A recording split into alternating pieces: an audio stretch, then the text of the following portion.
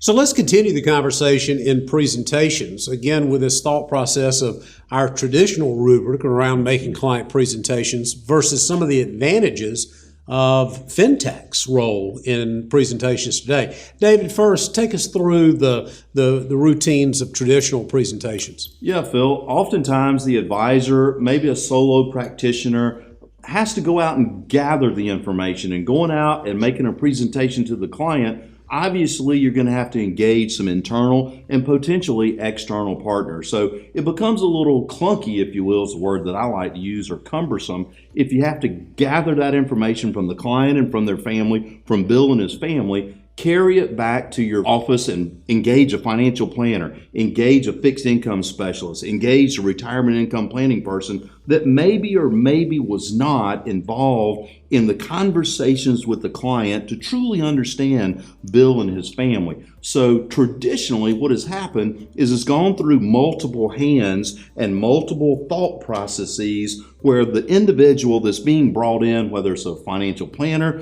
whether it's another internal specialist, or for that matter, even an external specialist, was not with Bill and really didn't hear Bill respond to the discovery questions. So the traditional advisor is at the point in time of the presentation on a skinny branch, if you will, I like to say, Phil. In other words, not using the resources that he or she could most adequately use if the team member or the partner was there. So what we found ourselves in the traditional model is we gather all that information, take it back and engage our partners then, and then come back to the client and attempt to present something that is cohesive and to the client is best received by them or their family. But Bill, I'm sure, just like as we talked about a little bit in the gathering of the notes in the meeting, there's some things that advisors can do today that might help their efficiencies in their practice.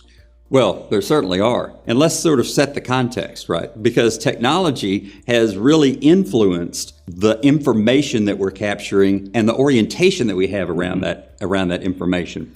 For example, most of you now are familiar with the fact that there's two types of financial planning going on, right? There's goals-based planning, and then there's cash flow-based planning.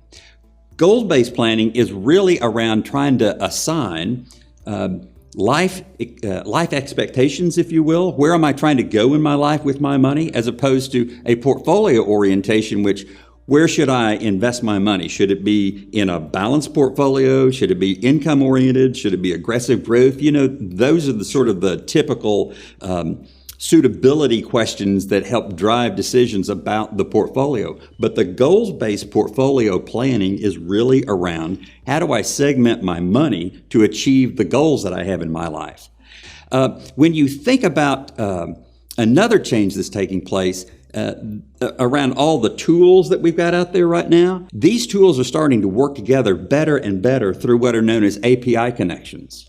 So when you drop information into one tool, it gets transferred over to the other tool.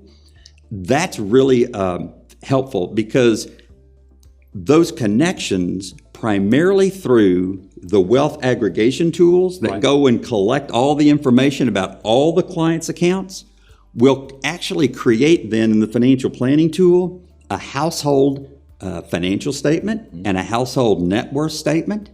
And now it presents all of that information sort of in real time, so that when you're doing a presentation about your suggestions, you're able to put that up on a virtual screen if you're doing a virtual meeting, or on a computer display if you're in a conference room, and the client can actually see the recommendation right in front of them, as opposed to having to read a report. And again, we go back to the capabilities we talked about earlier. You can actually make changes right in front of the client as you talk about the consequences of what you're deciding to implement in your recommendation. So your presentation moves to a place where the client is actually discovering and they are creating their own solution in real time right in front of themselves. Right. There's no sale to make. They're the ones that are making the choices, and all of a sudden, what's really nice about this is once you've stopped making the choice, you settle on the choice that you want, there's nothing else to do. The system goes and executes against it.